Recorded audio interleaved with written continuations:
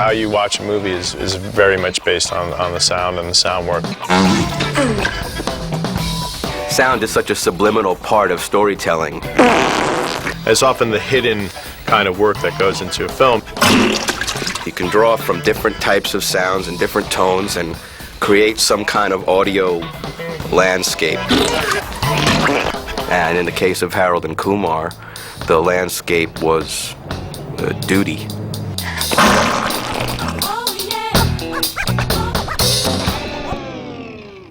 When I first read through the script, it seemed pretty straightforward. It seemed like there wasn't going to be anything particularly unique about the way the sound was going to work.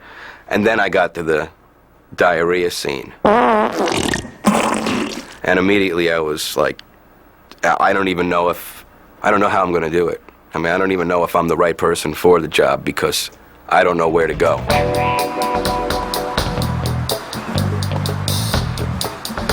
Hey, do you have any diarrhea? Diarrhea recordings?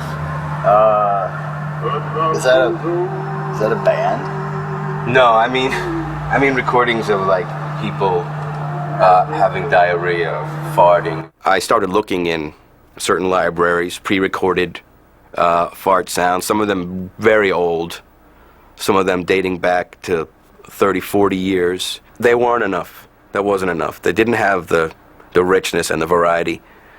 I had to go into the field. I mean, I really had to go to different places where I thought I could get the right sounds.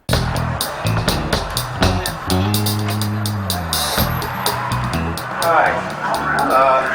I'm doing some recordings for a low-budget feature film, and I was wondering if I could do a few recordings in your restroom. In our restroom? Yeah. I started off with what they call a boom. They hold it over their head, and it's got the Zeppelin shape on the end of it. So then I started switching to smaller mics. And I found some discreet places to plant it.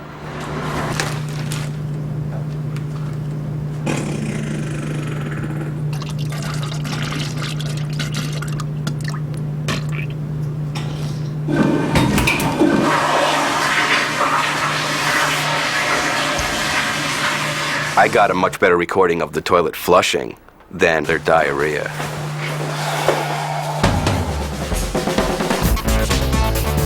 I had to go back to the drawing board and figure out where I went wrong.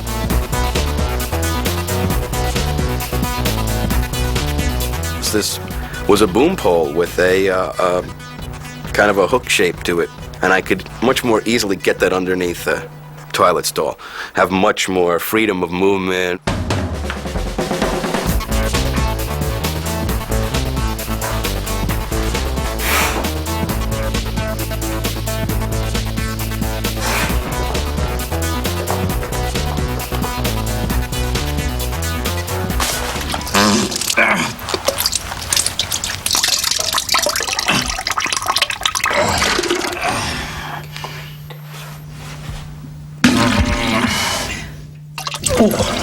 He was great, except that he was a grunter and a moaner, and on my recordings just had his moaning all over it.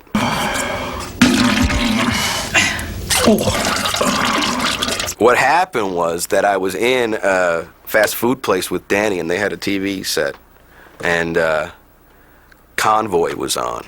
I said, I think I have the idea. Jeff, you gotta, this is it. Let's go hit a truck stop. If you go out to a truck stop, that's where you're gonna find a great variety.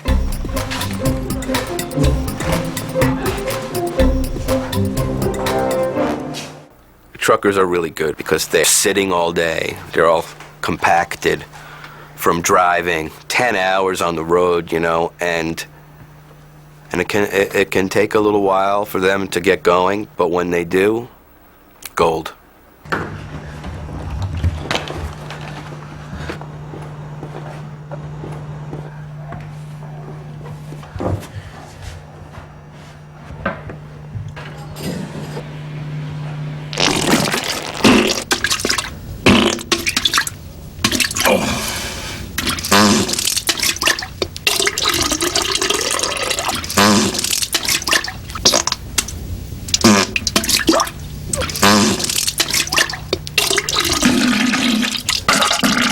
he went to the truck stop, he got some big-ass sounds, and they were great.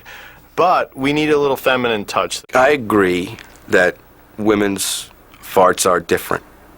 They are different from men's farts. There's no way around it.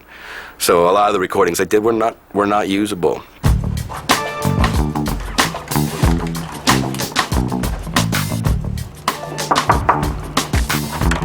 Hello? What am I going to do? You know, I can't just walk in to a ladies' room.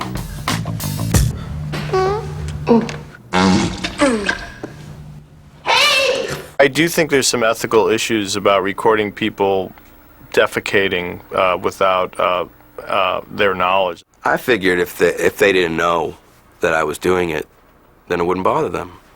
In the end, he convinced me that for the sake of the movie and in his moral code, it seems to be okay.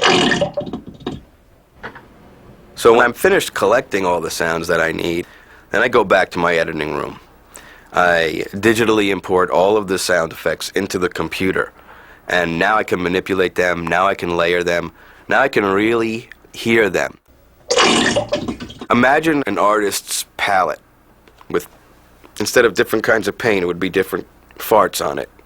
And you can just choose the kind you want, blend them together, and create the right feeling. But we're pretty close, right? Yeah, I think I so. hope. I think so. There we go.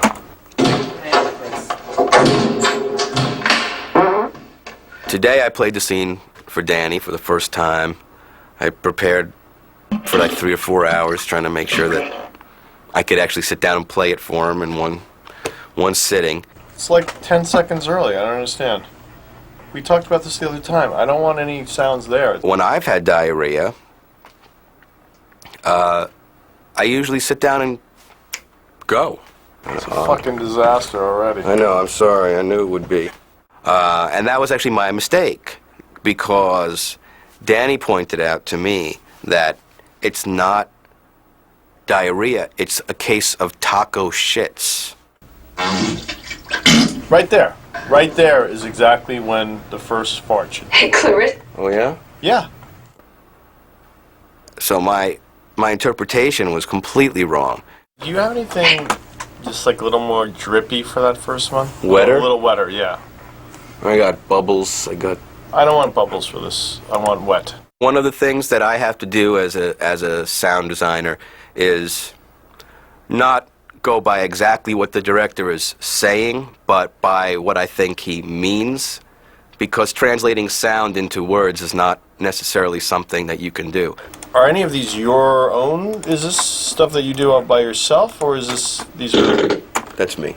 That's you? Yeah. That was a good one. I like someone who, puts their, best foot forward in that regard, and I was very proud of him on a certain level. Now we just play it right from there and play it to the end of the scene, all right? Okay. Okay.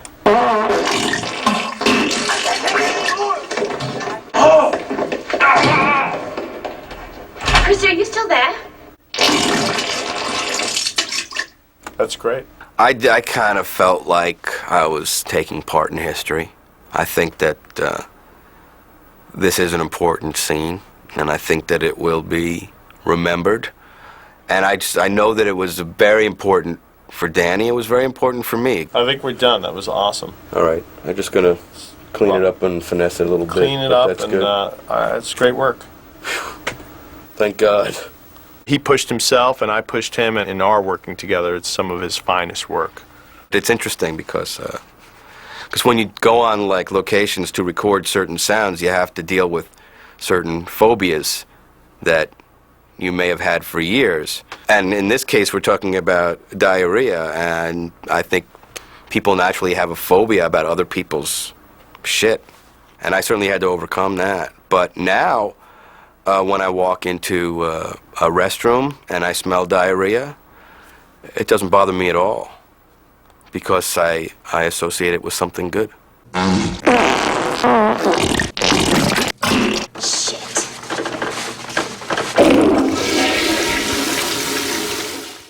Hi, gentlemen. Would you guys mind turning around for me? I need to...